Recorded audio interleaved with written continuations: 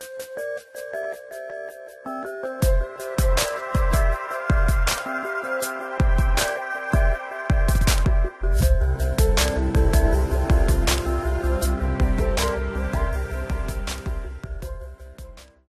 everybody, this is Matthew Saville here with SLRLounge.com.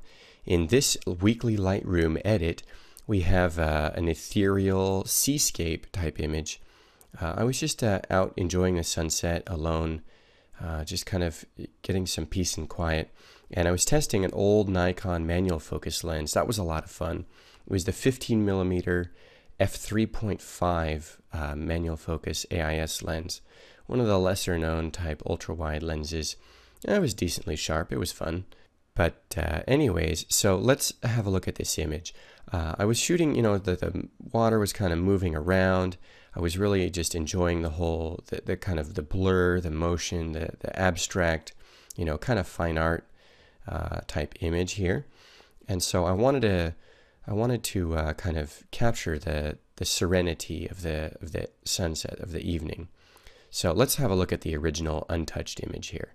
It's definitely, it looks like a dud, let's be honest. It looks really flat and kind of boring. So let's dive into it and see what we can do. What I'm going to be using is, I have the SLR Lounge Preset System here for Lightroom 4. And I've got my mixologies. I'm going to go straight to the Vivid Landscape mixology and start with standard color. I like what it's doing, but it definitely needs a lot more punch because it was just such a flat image to begin with. So I'm going to start using the HDR presets. Light, strong, max. Even though there aren't, incredibly deep shadows or blown out highlights to recover, the HDR Max preset really works for me, just in kind of overall juicing up the image. So let's see where we would go from here. I definitely need a little bit more pop, so I'm going to crank my overall vibrance up.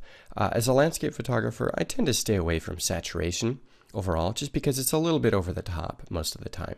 But I will use vibrance, so let's shift click it up to 20. Let's try 30. I like that. But I can see right away that the more I edit, if I were to turn this back down, kind of get some more blacks and just kind of overall, it's not going to do much for me. I need to start doing local burning and dodging to really get this image to look amazing. So I'm going to go back to these the HDR settings here that I had with everything completely maxed out. And I'm just going to hit K for my brushes. So I'm ready to hit my brushes here. What I'm going to do is I'm going to use the SLR Lounge presets for brushes. And the first one I'm going to do is I want to do sky, cloud, ocean here, because obviously I've got sky, I've got clouds, and I've got ocean. But I'm only going to brush it over the sky because I want to do something different to the ocean. The sky I want to darken. I want it to give it this deep blue, moody look, and this I want to enhance the overall, the warm to blue transition there. So I really like it like that. But for the foreground, I've got different plans. So I'm going to hit Enter to save that brush, and then I'm going to go to my Nature and Color brush for the foreground. I'm going to start by just brushing it across once here to kind of give it a little bit overall enhancement.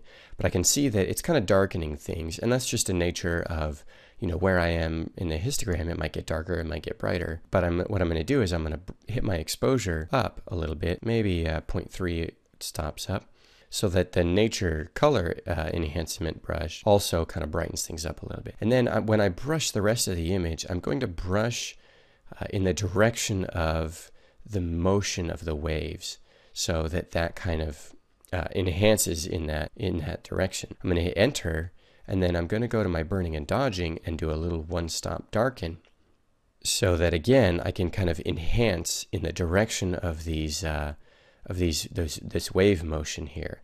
And this is definitely way too much, obviously, but I'm obviously going to throttle it back. And this is one thing I'll often do is I'll brush it on thick so that I can see where the brush is, where it's going, kind of make it a little bit more like that. But then I'll click and drag to throttle it back to be where I want it to. So I'm going to drag to the right to increase the exposure to the right. And I'm going to drag it until it's barely noticeable, but it's still there. So let's hide and reveal these brushes. As you can see, I'm really enjoying the way that this image is, the direction this image is going. But when I look at this image here, the untweaked, unburned and dodged image, I actually kind of, I think I've gone a little bit over the top with my overall burning and dodging. So what I'm going to do is I'm going to start throttling back everything. I'm going to take my nature color and I'm just going to kind of grab it and drag it to the left or right. Oh, see, it's only affecting that one setting now, which is going to be kind of annoying. So I'm going to drag it until it is where I want it to be. But then I'm going to have to go here and manually kind of turn these settings down a little bit. The clarity needs to definitely go down. I'll leave the saturation up just to kind of do a little bit to this. But I'm going to do the clarity down. Next, I'm going to play with my my Sky Cloud Ocean brush here and just kind of gently throttle it back a little bit overall.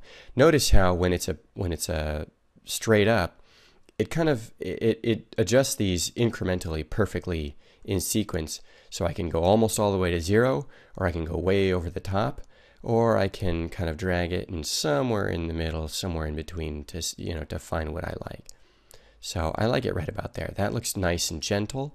The overall image isn't too crazy, but then again, it kind of pops. So anyways, there you have it. That's what I would do to this image. It's, you know, it's kind of a fine art type image, like I said, and some people will enjoy it and some people will kind of think it's boring, you know, and that's just, this is just me enjoying a peaceful evening of landscape photography on the beach and, you know, creating some abstract sort of images. So thank you so much for tuning in, and we will see you next time. Take care.